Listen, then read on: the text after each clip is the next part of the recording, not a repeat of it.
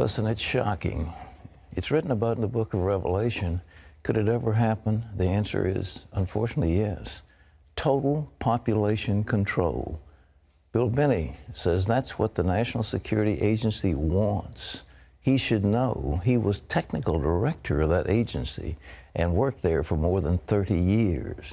He became one of their top analysts, perhaps the best code breaker in America, before he resigns because of their domestic spying programs. He's with us now from Washington. Bill, thank you so much for being with us. We're glad to see you. Well, thanks for having me, Pat. Look, how big is this apparatus of the NSA? We hear about it, but you know firsthand. Well, I think there are about 40,000 people working at Fort Meade at NSA headquarters, close to 40,000. And then they have facilities all around the world, plus a number of contractors also associated with them, probably on the order of 100,000, I would think, to 200,000 that work for them directly. So it's a rather large operation. I mean, it's between $10 and $15 billion a year that they spend on it ever since 9/11. So that's quite a bit of money they're investing in it. How much data can they acquire? Is there any limit to it? Actually, the only limit is in terms of money, power, availability, and space to stack equipment to go and collect the material. Well, now you've said that the ultimate goal is total population control. In a democracy, that is really scary business.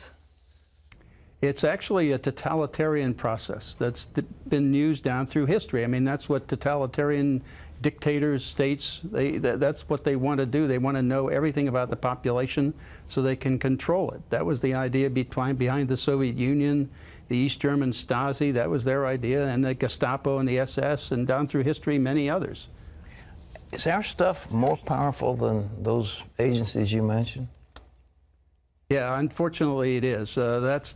That's the real problem I see, is that the capacity is, when you're looking at electronic activity of individuals, like when you use a credit card, or when you make a phone call or email anybody on the internet, or do chatter on the internet, that can be monitored in near real time if they're necessary. Otherwise, they can capture it, collect it, store it, and then retroactively analyze it. So it's something that it provides the opportunity to monitor everybody in the country, in fact, most everybody in the world, in near real time throughout the day. And that's really a 1984 on steroids, really. All right, now let's take Mrs. Joe Average living in Topeka, Kansas, and she goes to the store and buys something with a credit card. NSA's got that right then? They have electronic data. They'll collect financial transactions, sure. She calls her friend Myrtle down the street. That phone is monitored, that call? Not all of them, but a good many of them are recorded. Certainly all of the fact that she made that call is recorded and stored, and what we call graphed, that is building relationships. That's one of the real problems here. This is a violation of your First Amendment rights. Under the Constitution, you have the right to assemble, free assembly, which means that it doesn't say you have the right to free assembly as long as the government knows about it, which is what's happening when the telecommunications companies turn over all their records of phone calls to and from with duration.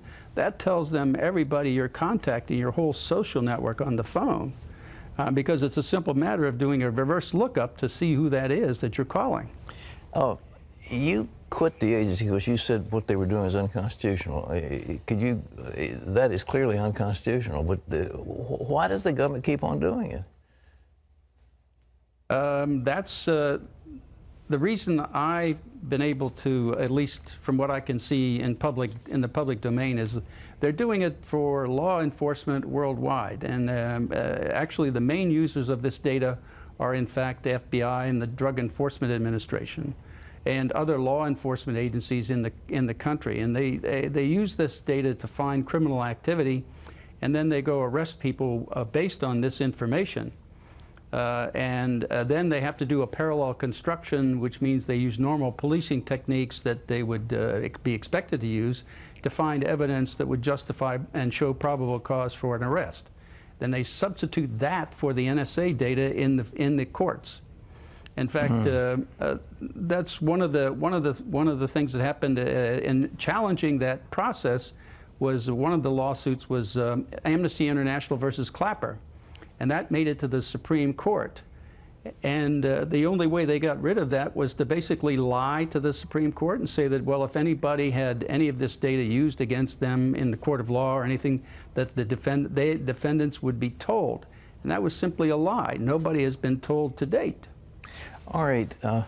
When I think of this, it's just horrible. But do they give this information to the IRS?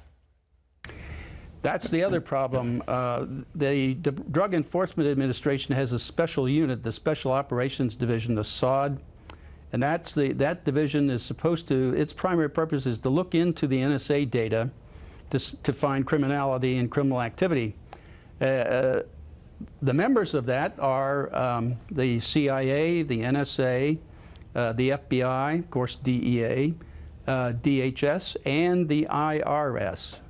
Now that means that the IRS has actually has access to all the data of the social networks of everybody in the country, because NSA builds those in the databases that they have from the billing data or the contact data that's provided by the telecommunications companies. So this in effect allows them, if they're interested in stopping anybody getting a 501c3 application in for tax exempt status for say someone in the Tea Party or the Occupy group or any religious group attempting to get 501c3 or tax exempt status, they could look into that mapped graphed relationships and see if you're a part of any organization that they perhaps want to stonewall or slow roll and prevent from becoming politically active. And that's what's been going on. They've had access to this data. And one person was testifying in the House Judiciary Committee, I believe it was, about some of the questions they were being asked by the IRS. And one of the questions that was asked that gave me the idea that they were using this information was this one person was asked, what is their relationship with another person? It was a specific name.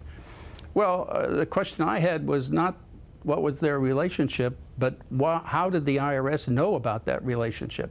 The only way I could think of that they would know was be through this access to the data at NSA, which is where all that information is mapped out. So what you're saying is the NSA slips this stuff to them, they read it, get a clue, and then they go through their normal procedures and act like they didn't get the information, they got it from another source, so they pull the wool over Congress. You know, the congressman, yes, go ahead. And they also use that in court, which means, in my sense, that means they're perjuring themselves in court. So I call that a planned program perjury policy run by the Department of Justice of the United States. You know, I'm horrified at all this, and I'm sure the average of America, you know, most of the congressmen they come out of neighborhoods and they're elected by the people. Do you think Congress has even a clue as to what you're talking about? Probably not a complete clue, but I think that's part of the reason that Representatives Amos and Conyers got a coalition of members of the House to try to unfund NSA's activity last year. They almost made it by about 12 votes. They lost by 12 votes, but they came pretty close for a first try. So there is a move in Congress to limit and stop this, and it really is all of this activity it's unconstitutional under the First, Fourth, and Fifth Amendments. The first, because they're giving your associations and everything, the government is collecting that data. The fourth, because they're looking at the content. It's not just metadata that they're collecting, it's content also. And the fifth, because they're using data that the content of data that you pass between your friends and neighbors, and use that against you in a court of law. That's a violation of the Fifth Amendment. That is to have you can claim the Fifth Amendment not to testify against yourself. Well, that's a violation of that too. How come some little guy didn't come after you in the middle of the night, or have they? They have, actually. They sent the FBI at me in 2007 and tried to intimidate me to stay quiet. What about Snowden? Is he a traitor or a hero? I looked at him as doing an absolute public service, not just to the people of this country, but to the world, because he produced evidence that's irrefutable by our government. That's the crimes against the Constitution and the laws that we had over time anyway. So that was irrefutable evidence of what they were doing, and so they cannot deny it now. What kind of megalomaniac would want to do something like this? Is monstrous. And these guys, I mean, where does the mindset come from that devises all this stuff? Well, that's what I objected to and why I left NSA early on back in 2001, because I saw this coming. I mean, I had worked the Soviet Union problem for almost 30 years, and it was very clear to me that in October of 2001, the NSA and the U.S. government started adopting the procedures and techniques and processes that the Soviet Union and the Stasi and all of the countries behind the Iron Curtain were using. So we were actually adopting their procedures. It was very clear to me that that was what was going on. All right, last question. The average person doesn't have a vestige of knowledge of what you're talking about. They just trust their government. What are we going to do as citizens? Well, you see, let me say something about that first. That's really the problem here in this country. You see, from what I see is we have not had a dictator in this country for almost since George III, for almost 240 years. So we've been very comfortable over those 240 years, at least, kind of depending on our government to do the right thing. And that's what we've all been accustomed to them doing. That is, we trust them and have trusted them for a long time. And so we don't have that knowledge of what dictators and dictatorial processes are. But if you look at it, the Germans today are the ones who are really upset about this. And the reason they're upset is because they've got living memory of the Stasi and living memory of the SS and Gestapo. So they're very familiar with these techniques and procedures, and that's why they're very upset. To me, I think the only way we can get out of this is to fire everybody in D.C. I think that's the only way to do it. You have to go out and vote. You have to get active. You can't stay quiet and let this happen. You have to stand up and oppose it. Bill Binney, thank you so much. You're a great patriot, and keep speaking out. And oh, we'll ask prayers for you, for your protection, because I can't imagine they're going to let you keep on talking, but maybe they will. Well, folks, if you want to learn more about Bill Binney and the NSA, you can go to our website. There's more detail about it. And you know something, as he was talking, the Bible makes a statement in the book of Revelation that people could not buy or sell without the mark of the beast. And you said, okay, there is no way that there's any governmental agency that could enforce something like that. And what this man, who is the technical director of the NSA, former technical director, is saying is that the government now has the technique to do this worldwide. You know, Google has maps of if you have a little shack up in the hills someplace, Google's got a map of how to get there. And that's a private agency. And, you know, your credit cards, your telephone calls. But the thing is, what he's saying is that you pick up the phone and call your girlfriend, and that's monitored and that's recorded. And it's frightening. You don't have to be saying, you know, I want to plot against the government. It's a normal conversation, and they call it metadata and all that stuff. And we don't understand it enough, so we say, well, oh yeah, well, we don't have terrorists, we don't have blowing up our airplanes. Well, of course we don't. But is it the price of safety for a few passengers on an occasional airplane? Is that worth taking away the liberties of all the people? And the answer is no. But this is Big Brother. It is what is written in the book of Revelation, and it finally can happen in our lifetime.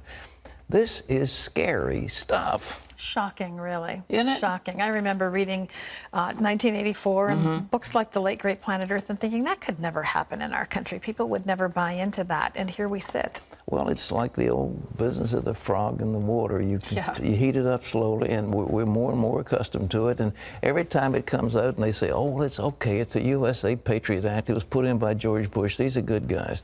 And this is, you got a nice general up there, he's a 3-star general, he's got a benign looking face, and you figure he's not going to hurt you, and so he's in charge, and then somebody else.